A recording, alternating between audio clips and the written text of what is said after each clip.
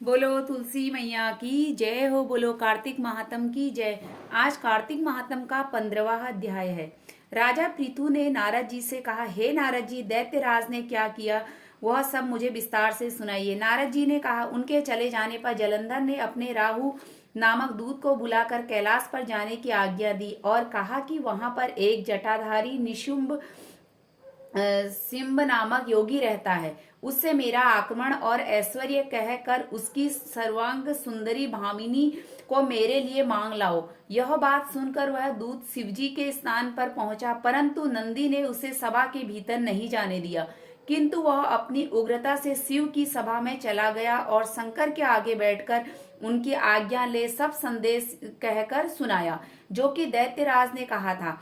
फिर तो वह राहु नामक दूत से ऐसा कहते ही भगवान शूलपाणि के आगे पृथ्वी फोड़कर एक शब्द वाला पुरुष प्रकट हो गया, जिसका सिंह के समान मुख था और जो कि मानो दूसरा नरसिंह था। वह दौड़कर राहु को खाने चला तो राहु बड़े जोर से भागा, परंतु उस पुरुष ने राहु को पकड़ लिया। फिर उसने शिवजी की शरण ली और अपनी रक्षा मांगी। शिवजी ने उस पुरुष से राहु को छोड़ देने को कहा। उसने कहा, मुझे बड़े जोर की भूख लगी है। उसने कहा, मुझे भूख लगी है और मैं क्या खाऊं? तो महेश्वरी ने कहा, यदि तुझे भूख विशेष लगी हो तो शीघ्र ही अपने हाथ पैरों का मांस भक्षण कर ले। शिवजी की आज्ञा से वह पुरुष अपने हाथ और पैरों का मांस भक्षण कर गया।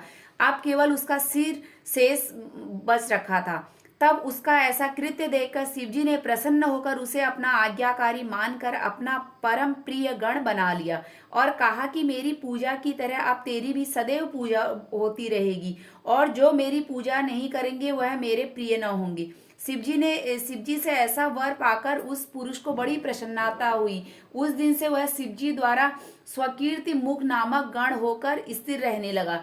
तो आज की कथा यही पूर्ण हुई। बोलो विष्णु भगवान की जय हो, बोलो शंकर भगवान की जय हो। और जब तक सूर्य द्वारा सागर से मानसून उठती जाएगी तब तक बादल नष्ट नहीं होने पाएंगे और वर्षा करते ही रहेंगे। इसलिए वर्षा को बंद करने के लिए अर्थात बादलों को मारने के लिए सूर्य भगवान कार्तिक में सबसे पहले मौत को काबू में करते हैं, क्योंकि वैज्ञानिक तथा भूगोल खगोल वेदताओं का कहना है कि कार्तिक के आरंभ से ही प्रायः मानसून का उठना बंद हो जाता है। हमारे यहाँ तो बल्कि यह कहावत प्रसिद्ध है कि जिस प्रकार तुला राशि यानी कार्तिक का सूर्य वर्षा पर अधिकार कर लेता है, वैसे ही तुम पर हम अपना अधिकार मैं जमा लूंगा। तो आज की कथा यही पूर्ण हुई। बोलो विष्णु भगवान की जय हो, बोलो तुलसी मैया की जय हो।